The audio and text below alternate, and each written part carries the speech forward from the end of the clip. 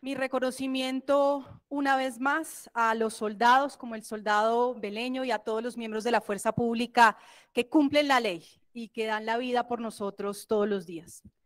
Me quiero dirigir en estos últimos minutos, no a los miembros de la fuerza pública y al ministro con quienes ya pudimos dialogar a lo largo de esta tarde, sino a ustedes, colegas del Partido Cambio Radical, del Partido de la U, del Partido Liberal, del Partido Conservador, del Partido Centro Democrático.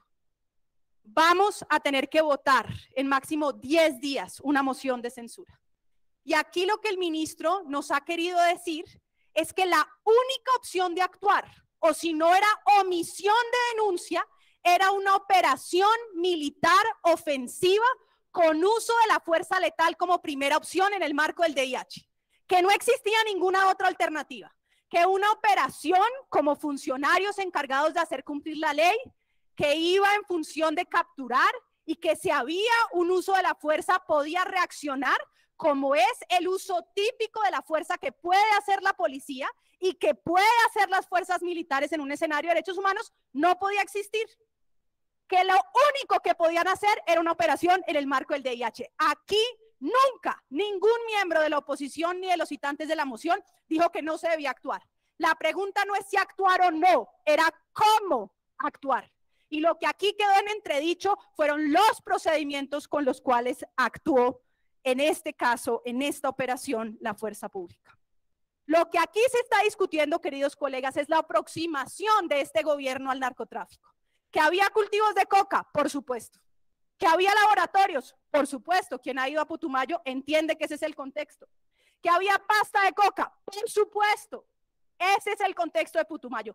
Eso da legitimidad para lanzar una operación ofensiva en el marco del DIH. Eso quiere decir que ahora se volvió doctrina que frente a cualquier grupo de crimen organizado que narcotrafique, podemos lanzar operaciones militares ofensivas con uso de la fuerza letal como primera opción.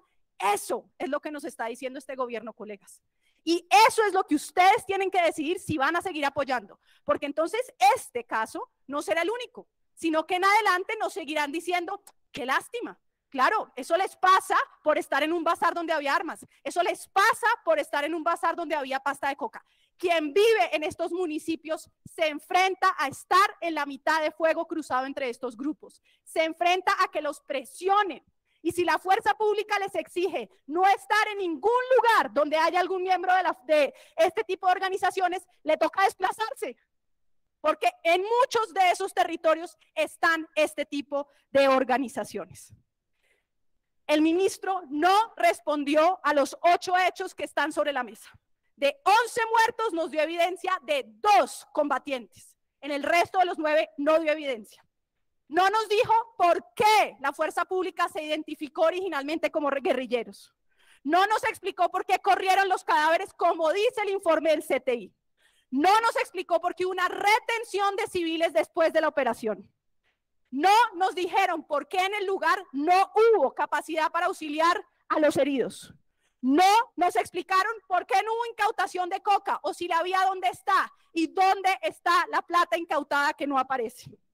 No nos dijeron nada más que pudo haber habido imprecisiones con la captura, pero siguen sin retractarse de que esas personas no sean combatientes. Y no dijo nada sobre las intimidaciones posteriores. Este fue un escenario de seguir estigmatizando. Por eso, colegas, los invito a censurar al ministro de Defensa.